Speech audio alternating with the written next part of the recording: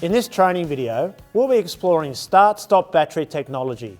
With start-stop becoming increasingly common, it's vital to understand the batteries that make this fuel-saving technology work. Here's a preview of what you can expect to see in this module.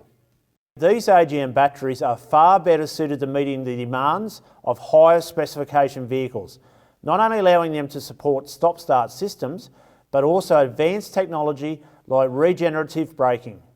They are extremely resistant to vibration, are totally sealed and maintenance free.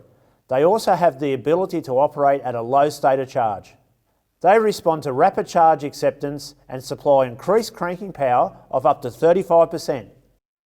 The positive and negative plates are separated by an absorbent glass mat that absorbs and holds the battery's acid and prevents it from flowing freely inside the battery. The plates are tightly compressed into each cell and held under pressure in a plastic case. The internal compression limits the shedding of the plate material caused by cycling and allows for significantly longer life.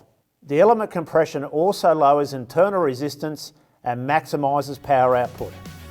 So if you're ready to take your knowledge and training to the next level, why not subscribe to Automate Training today? Visit automatetraining.com to change the way you think about training.